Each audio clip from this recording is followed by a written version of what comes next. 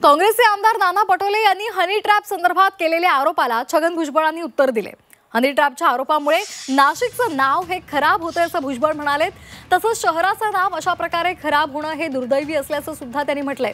दरम्यान नाना पटोलेंनी विधानसभेमध्ये बोलताना मंत्रालय, ठाणे, नाशिक हनी ट्रॅपचं केंद्र असल्याचं सुद्धा म्हटलेलं आहे आणि त्याला भुजबळांनी उत्तर दिलंय। या पेन ड्राइव्ह दाखवला, एक मंत्री म्हणाले महाराष्ट्राची बदनामी होत आहे।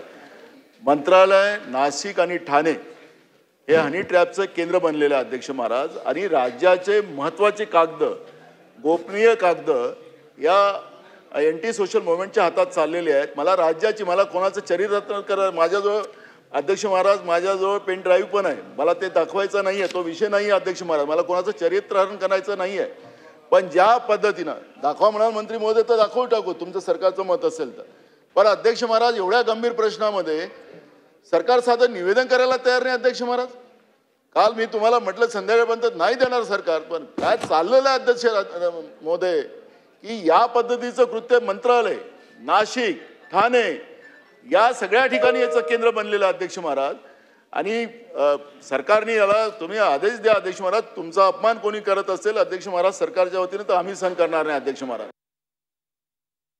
मला वाटतं काही प्रमाणात मुख्यमंत्री यांच्याकडेच गृह खातं सुद्धा आहे, त्यामुळे काही चौकशी करूनच त्यांनी जे स्टेटमेंट केलं असेल ना, आता होतं आता कधी कधी दुर्दैव आहे आपलं, असं व्हायला नको पण होत आहे। अनेक गोष्टी घडत असतात, काही इतर काही गुन्हे शहरामध्ये घडतात, कधी रस्त्यावरून आपलं नाव खराब होतं तर कधी अनेक काहीतरी मर्डर्स वगैरे होतात, तर कुठे शेतकऱ्यांचे पैसे डुबवले जातात, अशा असंख्य गोष्टींनी काहीतरी होतात। पण हे होऊ नये हे आपलं दुर्दैव आहे।